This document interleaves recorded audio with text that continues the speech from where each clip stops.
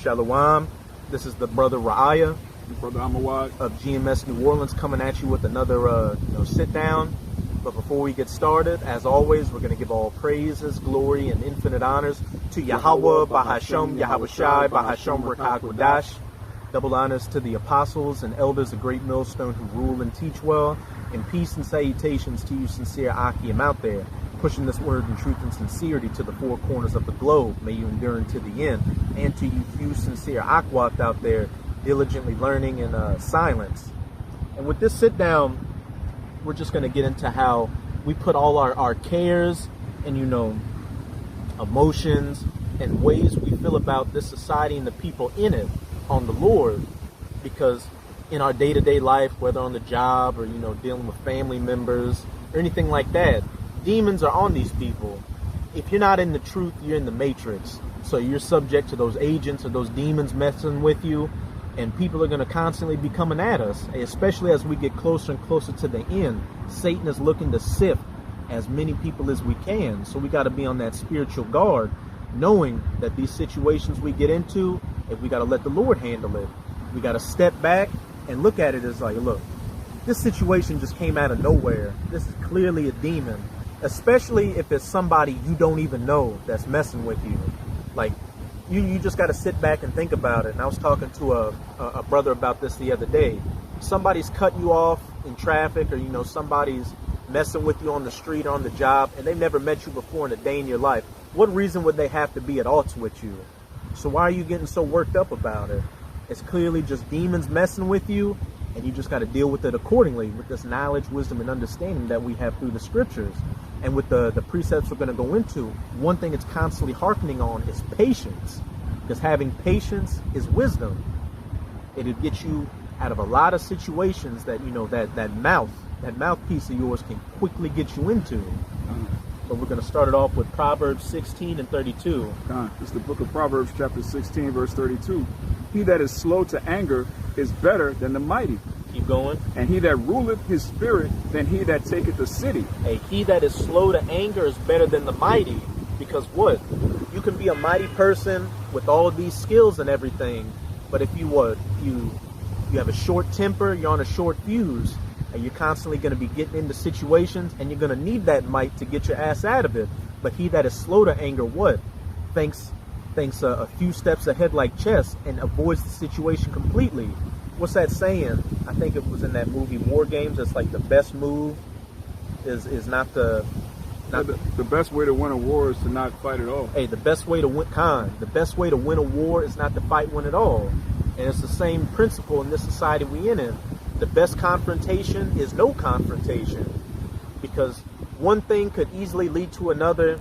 You think you just cursing out some random person, but say it gets to you laying hands on people, a weapon may come out, some bitch is talking spicy to you, you talk to her, next thing you know it, she's calling all her brothers or cousins and everything. You get in a situation, the police get involved. It's just a whole situation that you could have avoided if you just ruled your anger and used patience to get you through things.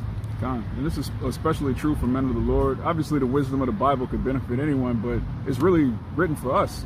All right, the Lord gave us his name. He gave us his will.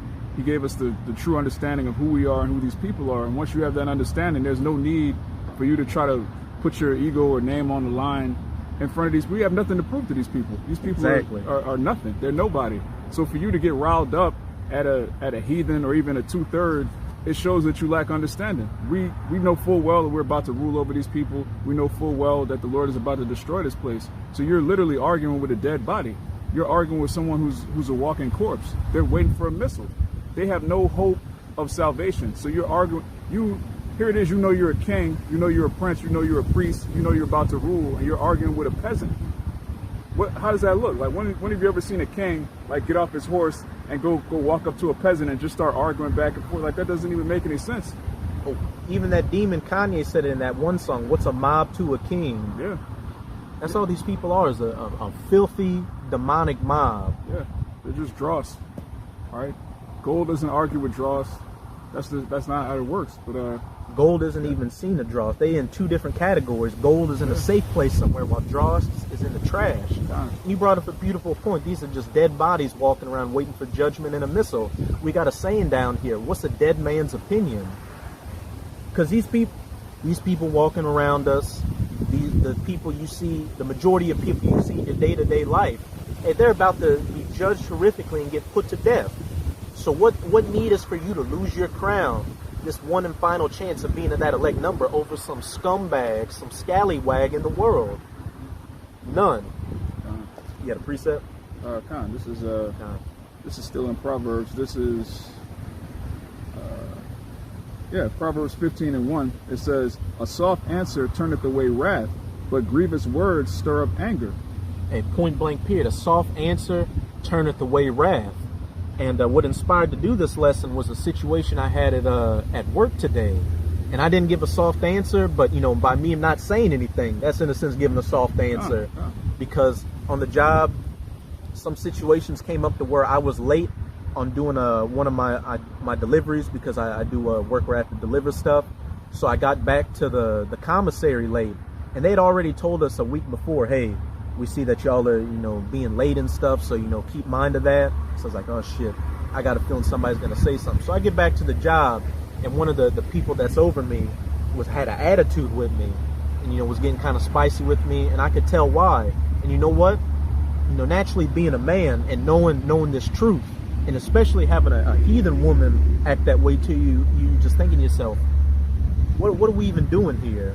You wanna get all fire and brimstone to him. I was standing in my section thinking about, man, I'm really just at that point where I'm just like, you know what? I don't give a shit what you're saying. Just I was thinking that, but then a situation played out to where the heat was completely taken off of me and was put on somebody else, and also it had to do with me making another delivery to where one of the places we delivered to, it was a nigger woman, a Magilla gorilla looking nigger woman, that tried to put some heat on me at the job.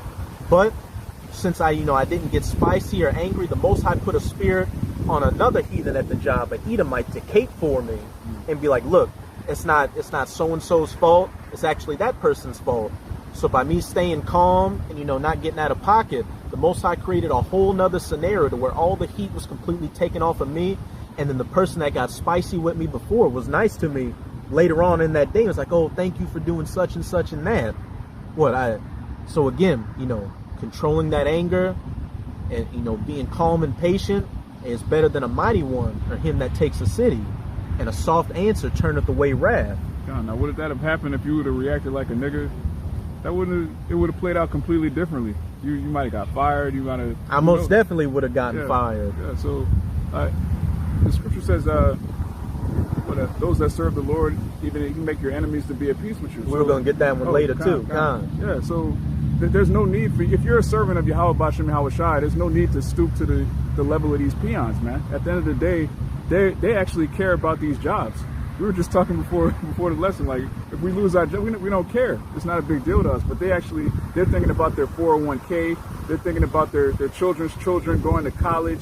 They actually love Babylon. So they're heavily invested in this world. And you knowing the truth, there's no reason for you to stoop to their level and get back and forth about the minutia of a job. It doesn't. We're just making our daily bread to survive until Yahweh Shai gets back. We don't actually care about this place.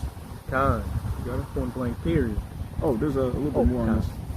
I'm going to read verse 1 again. This is Proverbs 15, verse 1. It says, "A soft answer turneth away wrath, but grievous words stir up anger. The tongue of the wise useth knowledge aright, but the mouth of fools poureth out foolishness." And in Sirach too, it says, many great fires are kindled by that little member, that tongue. But just by, putting that spit on it and quenching that fire, holding your tongue, they got that saying, biting your tongue, you can avoid a whole host of situations out here. And believe me, it's hard out here, especially, you got demons messing with you, just in your mind and your daily life, and then you go out and these people are messing with you. It's hard to, just sit back and just really stay calm and analyze the situation. But that needs to be done, because any little thing out here could be, any move you make could be the very last move you make. You got to start looking at it, you know, like this brother loves to play chess along with a bunch of other brothers in the camp. You got to be thinking, you know, 5-10 steps ahead of these things. You got to be playing spiritual chess with these people. We can't be playing checkers. You got to really be analyzing the situation and thinking, look, instead of me, because all it is at the end of the day is pleasing your ego. Yeah. Oh, I'm feeling like I'm less of a man, or if I'm getting disrespected and, you know, I'm not getting my licks back. That's a nigga mentality. That's a boys in the hood mentality. We can't be thinking about it like that. Look at these world leaders out here. Think if every time Biden or the West said all the shit they say to Putin, or these little attacks, these drone strikes they did to Putin just flashed out and it's like, you know what? I'm shooting tactical nukes at Ukraine.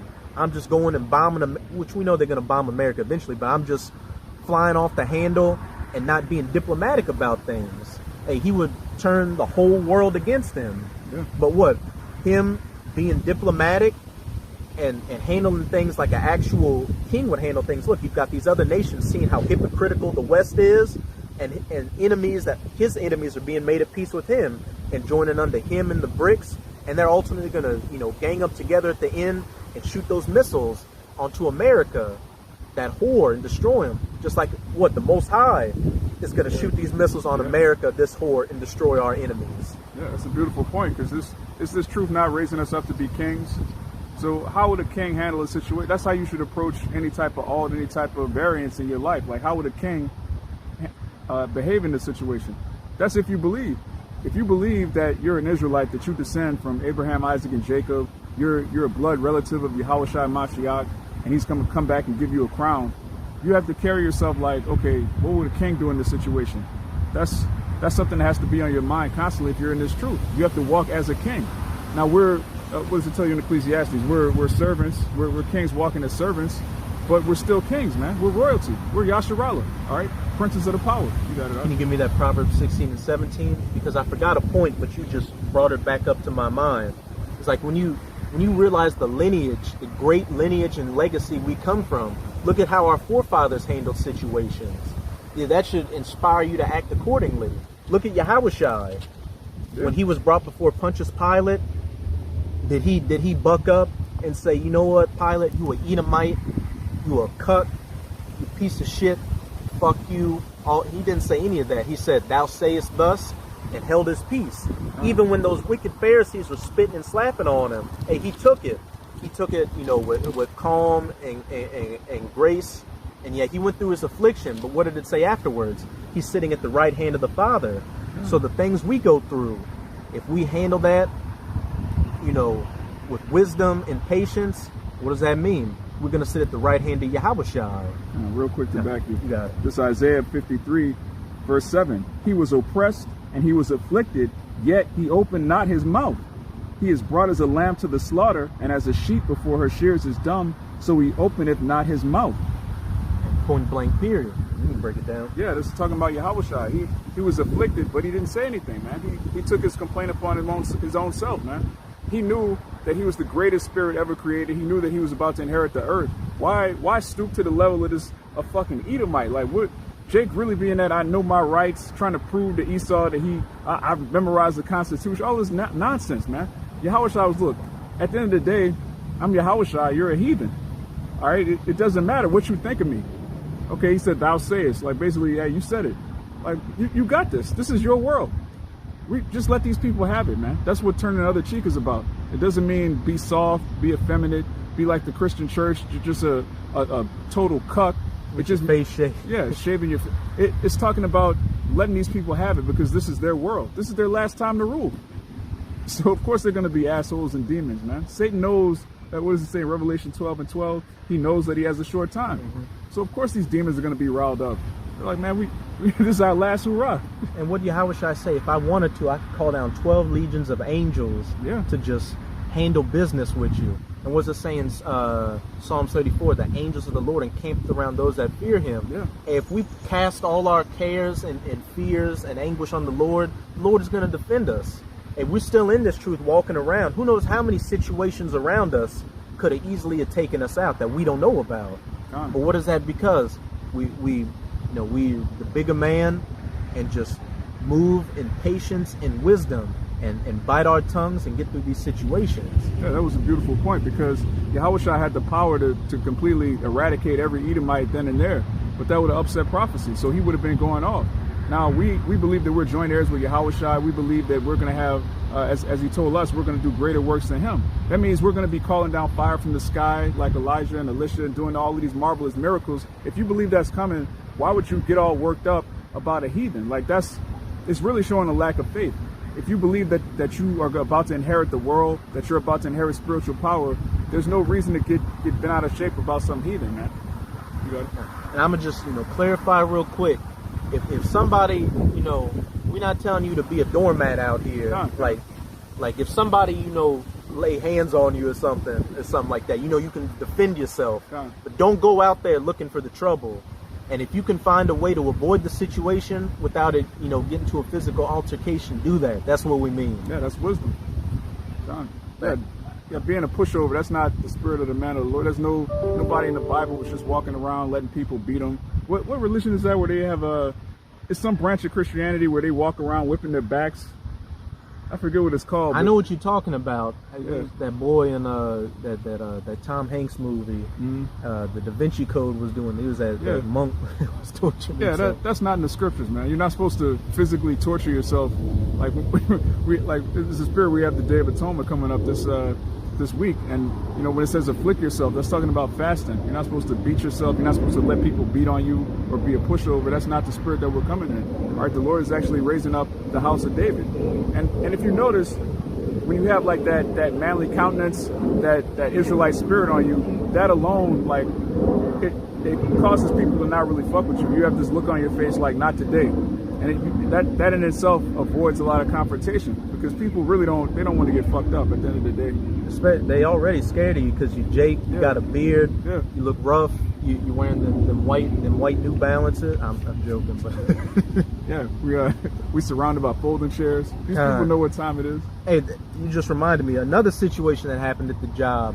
An Edomite at the job came up to me because he had fucked up on making something. So he'd asked me, "Oh, what's going on with this order?" And he's like, "Do you know what this is?" Talking about one of the items, like it. And I got from his like, "Oh, you nigga, do you know what this is?" And you know what? I was just calm. It's like, "Yeah, you talking about this," and said exactly what it was. And then he just like, even the Ede next to him looked at him like, "Why are you getting on this man like this?" So later on in the job, he walks up to me and he would like look like he was in anguish trying to apologize. Not like because he was angry to apologize, but he was like, "Man, I offended this guy. How can I?" He's like, "You know what, man? I'm sorry. I was just under pressure, and we've been cool at the job ever since." But instead of being like, "You know what this is," and gave him the middle finger, I was like, that's what that item is. I was calm with it. And then the Most High had him come and apologize to me, just like with this situation at the job. The Most High had a Edomite cape for me. It's like, "Oh, so and so didn't do this. It's actually their fuck up on the job." Actually, let's get that proper. Con. Proverbs 16 and 7. This Proverbs 16, verse 7. It says, "When a man's ways please Yahweh, he maketh even his enemies to be at peace with him." Point blank period. And how do we please the Lord? Walking in this knowledge, wisdom, and understanding. Actually moving our lives around this truth and reforming our lives and reforming ourselves and our spirits into being men of the Lord. And what does that call for? Patience, grace, diligence, not being carnal out here, not being like the carnal man, but being the spiritual man and following after these examples of our forefathers. Again, Yahushua, when all these people were coming with these railing accusations against him, he stood there calm like a sheep and said, thou sayest so, and dealt with it with knowledge, wisdom, and understanding.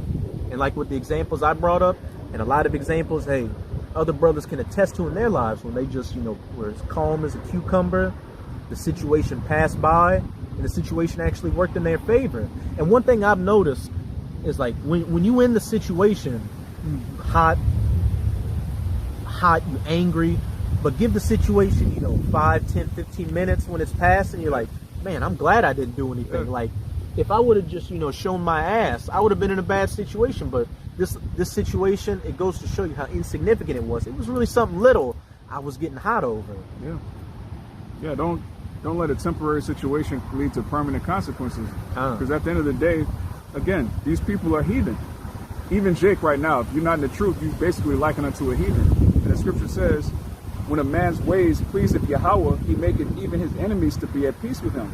And, you know, the brother mentioned some of the ways that we please the Lord, and ultimately the Lord is pleased by sacrifice, all right? Going back to Romans 12, we make our bodies a living sacrifice. So if you're a servant of Yahweh Bashem Yahweh Shai, you know, you coming out to the highways and hedges, you being a brother, the Lord is actually pleased with that. So anyone offending you is offending one of Yahweh Shai's little ones. And that comes with consequences. That's a grievous mistake that these people don't even realize that they're making. So you, again, just keep that in mind, that you're in the truth. When these situations happen, look, the Lord's got me. We actually serve the living power, the one true living power.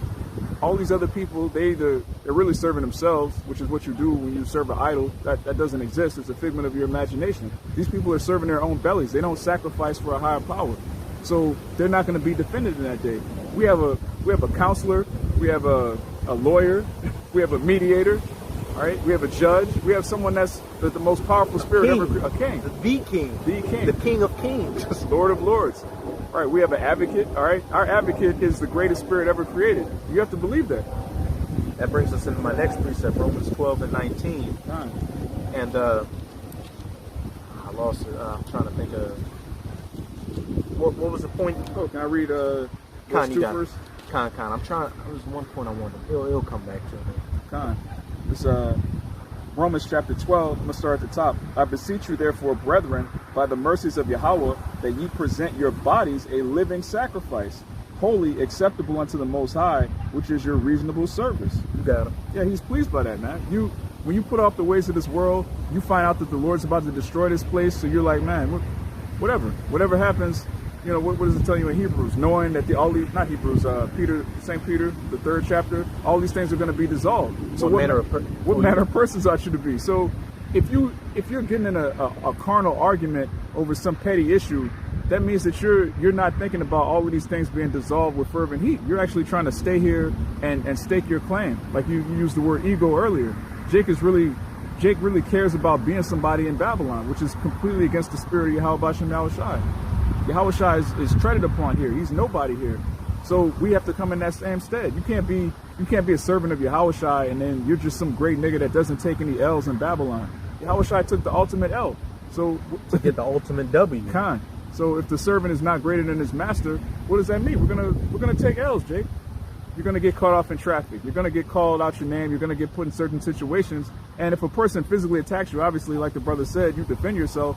But don't go looking for smoke. Don't go looking for smoke. Don't go trying to agitate these people. Like, yeah, this fucking heathen. Like, come on, man.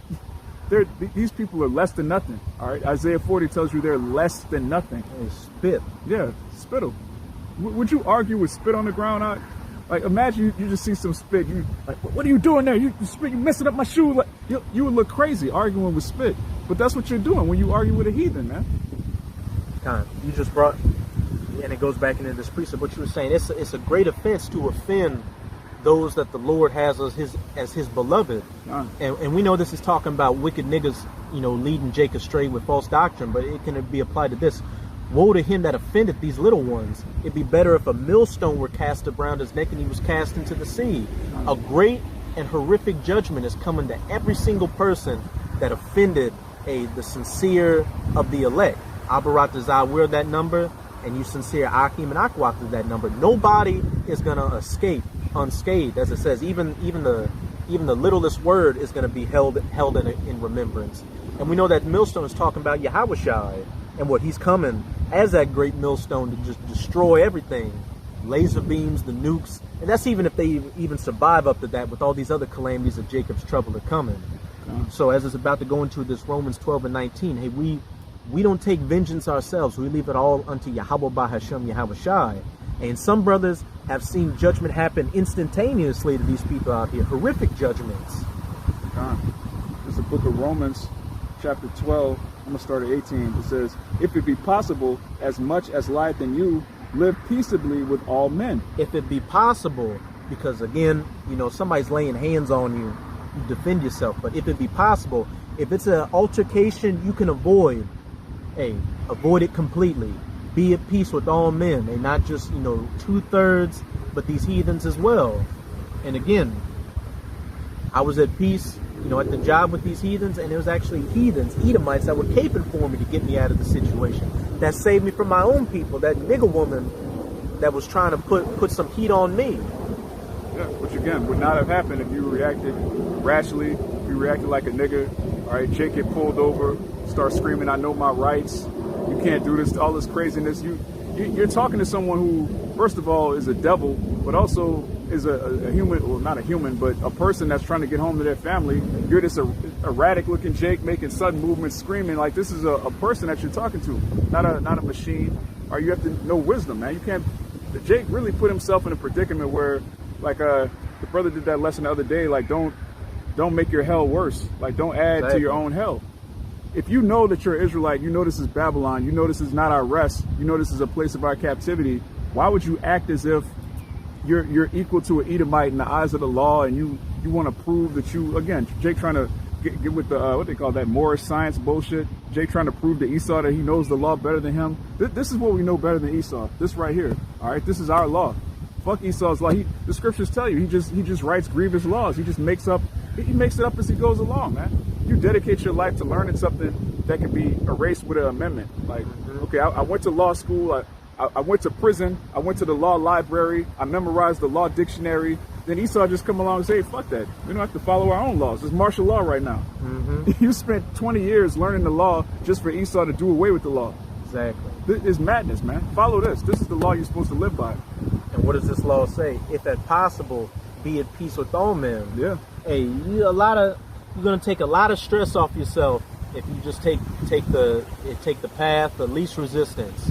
Bite that tongue and just stay calm, cool, and collected. Gone.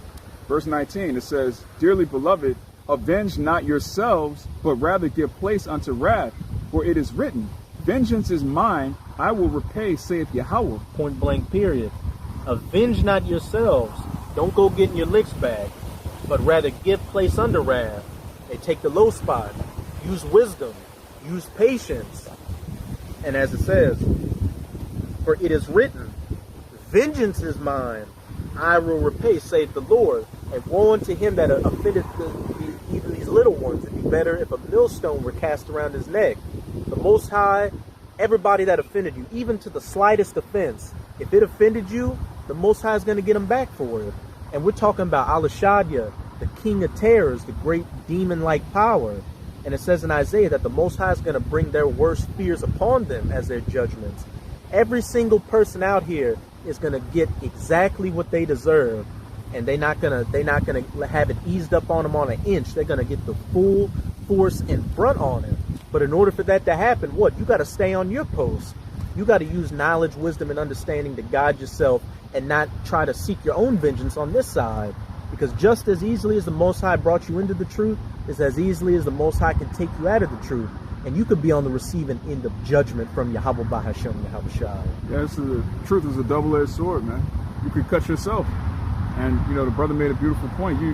In the kingdom, man, we talk about this all the time. There's going to be specific heathen that we're going to remember. Like, okay, that's the guy that messed with me at the job. All right, that's the heathen that pulled me over, gave me a ticket. This is the heathen that screwed me over this way. We're going to actually call to mind the works that these people are doing. We're going to get the ultimate payback. So you trying to get your lick back now is completely out of season. All right, there's Ecclesiastes 3. There's a time and a place for everything. Now is not the time for Jake to just assert his will over Esau and his authority in his own kingdom. Which, Jake gets certain W's here and there, but for the most part, like I said earlier, we're coming in the stead of Yahushua, who was a sheep. He was led as a lamb to the slaughter. He didn't open his mouth. He didn't complain. He didn't assert his authority, which he has the ultimate authority. He sits at the right hand of the Father. But he knew he had a job to do. And if we're his disciples, we also have a job to do. Hey, we're fishers of men right now. But what's that next part? There's going to come a time when we are hunters. Yahushua in Revelation 2 bashed them with that rod of iron. And hey, we're going to get that rod of iron to bash them too. Everything is in its due season, like you brought out that Ecclesiastes. We're not in the time to assert our full dominance and will. Now is the time, to do the work, to stay diligent and calm and build up that wisdom so we can be those kings, to be able to be level-headed, to be able to enact the correct judgments and not be an asshole out here.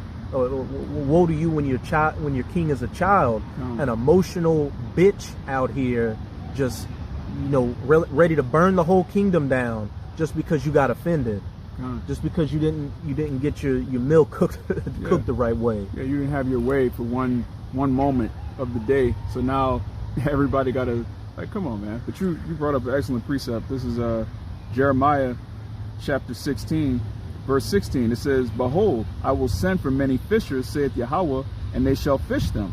Now, a fisherman has what? Patience. You don't see a fisherman, he has the reel, he has the line and the water, and then the fish don't act the way he wants, so he just jumps in the water and starts slapping the water around. A fisherman is actually very patient, and he sits back and lets the fish come to him. All right. It says this, "Behold, I will send for many fishers," which we're fishing men right now, saith Yahweh, "and they shall fish them. And after will I send for many hunters, and they shall hunt them from every mountain and from every hill and out of the holes of the rocks." So we're going to get our payback on these devils, man. Even starting with these elites, all right, the people that poison our food, the people that write all these wicked laws, the people that are actually up on high, because that's another thing. The majority of these heathen that we're going back and forth with, they're losers. All right, they're losers in their own kingdom. So if the top elites have their own people living next to Jake, that lets you know they don't even care about their own people. So you're arguing with somebody who's broken their own kingdom, man. All right, in the kingdom of heaven, no Israelite is going to be living amongst the heathen and going through the same tribulation with the heathen. We're going to be on a totally different level. So if you're a nigga, you're a Jake, or even if you're a man of the Lord and you're living next to a heathen, that heathen is a complete loser, man. And Jake doesn't want to look at it like that, because Jake doesn't want to admit that he's a loser. But if you live by a so-called white person, or you go to work with a so-called white man, that guy's a loser. All right. Edomites that are up on high, they don't work with Jake. They don't have Jake co-workers. Hey, that's a beautiful point you made, because a job I worked with once, I had to travel around to different neighborhoods, and I went to some neighborhoods that had mansions in them, but you had niggas living in the neighborhood. Yeah. Then I went to some places where you didn't see a Jake doing anything but working on the house. Yeah. That Edomite was not a loser. Yeah. They know what it is, man. These people are my servants. This is my kingdom. This is the servant class. All right. Jake talks about so-called white supremacy, but they don't want to accept the truth, because the truth is you're a peasant, okay, in this mass society. Even if you're a multimillionaire, Jake, if you make millions of dollars, there are people that are making billions off of you. There's no trillions. Yeah. Like if they're giving an athlete $300 million, they're making more than that in one game. They're giving you that over 7 years. They're making billions of dollars a game. Contract. Man. Yeah. They own the stadium. Yeah. They own the merchandising rights. Yeah. Like they go to sleep making money. Jay got to go on the court to make the money. Yeah. Jay got to work to make the money. Yeah. And my job now, they pay me a decent wage, but they also let us know like how much our sales bring in. I actually make my company $1,200 an hour. Now, obviously, I don't make anywhere near that, but Jake happy to get a little, few crumbs. But I'm actually making these devils $1,200 an hour, man. It's wild. So even when Jake feels like he's doing good, I got a good job. You have a so-called good job because there's an Edomite that found a way to make millions of dollars a month from what you're doing. So he can give you a few thousand here, a few thousand there, because he's making millions. Mm-hmm. And once you know that, there's no victory to be had. All right, we have our small folding chair victories here and there, but as far as you being a man in this society, that's a no-go. You have to understand that your big victory is going to come when Yahushua comes back. And we're going to have not only victory over the heathen, we're going to have victory over death. We're going to have victory over our own flesh. That's what keeps us going, man. Not, I told that cracker today. And Jake spend the next month just living on. Some Jakes will spend years being like, I'm a loser now, but that one time. Yeah, I told that cracker what it was. Meanwhile, you go back to work. Like, wait, what are you doing? We're not going to work in the kingdom. My son works. And there ain't going to be no folding chairs. Folding chairs are in Babylon. There'll be thrones in the kingdom. Thrones. No foldable thrones. No inflatable thrones. Foldable thrones. Kind. But I just got two more. You got it. Sirach 1 and 22. And then last one's in the next chapter. This is the book of Sirach, You said 1? Chapter 1, verse 22. 1 verse 22. It says, a furious man cannot be justified, for the sway of his fury shall be his destruction. A furious man cannot be justified, because when you're in your fury, you go blind. Like, you just go, what they call it, blind with rage. Blind fury. If it's on an emotional kick, you black out, you get in some crazy situation, and then when you unblack out of it, somebody's laying on the ground with their teeth kicked in. They call it the police. Yeah. You just, all kinds of matters of situations happen. So a furious man cannot be justified, and the sway of his fury shall be his destruction. If you can't temper that anger, if you can't temper that fury, if you can't, quell that ego and feel like you got to get a win everywhere, hey, that's going to ultimately lead to your destruction. You get caught in any situation out here that if you would have just taken the low path, you could have avoided it, but now you're caught up. You gotta pay fines. You're in jail. You lose your job. You lose your family. You lose your kids. Shit, you lose your life ultimately. And for what? A small little, not even a real victory, just like a little asterisk next to your loss. All right, you're still a loser. You're still broke. You still have the heathen ruling over you, but you have this little asterisk. Oh, I won this one argument. Oh, I hit that one Edomite at the bar. But it's still his kingdom, man. Don't you want to rule, Jake? Jake, don't you want to rule over the kingdom, over the heathen in the everlasting kingdom of righteousness? Don't you want to, like the brother said earlier, we're going to have thrones. We're not going to have chairs. We're not going to drink out of plastic red cups. All right, we're going to have chalices like solid gold. All right, gold silk, gold forks, gold knives, gold spoon. We're going to eat. We're going to have everything that these heathen, wish they could have. And they're in their own kingdom again. They're broke in their own kingdom, and you're a peasant arguing with a low-level Edomite, man. Hey, these heathens want to be Spider-Man and Superman and all that, but Jake is literally going to be that in the kingdom. God. Some that they could never hope to achieve in any existence. That's what Jake's got coming to him. God. Yeah, so let him have it. Easily let him have it. Yeah.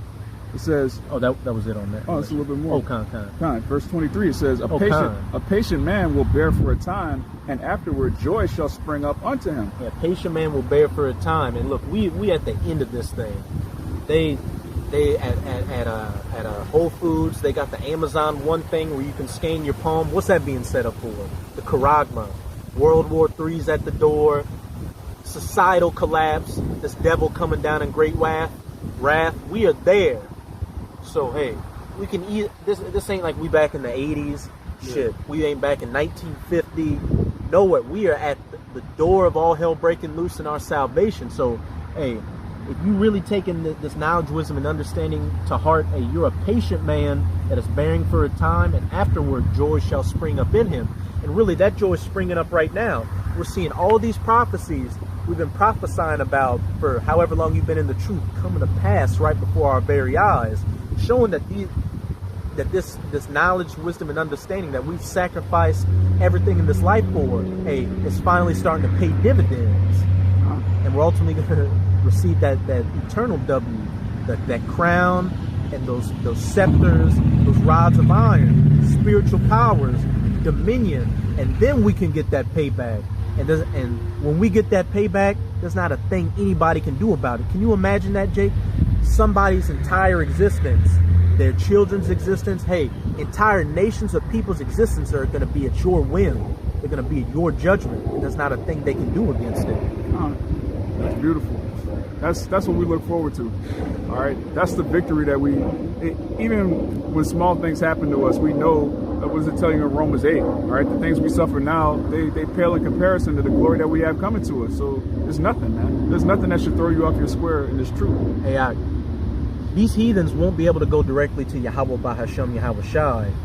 So, and we'll be able to go directly to Yahweh Bahashem Yahweh Shai. So what does that make us? Gods to them. Yeah. We are going to be their gods.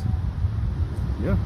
When is the Most High ever argued with us? Like come on, stop. Like...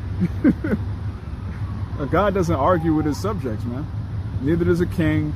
All right, it's pure judgment. That's the mentality you have to have, Jake. Start looking at yourself as a king, as a God on the earth.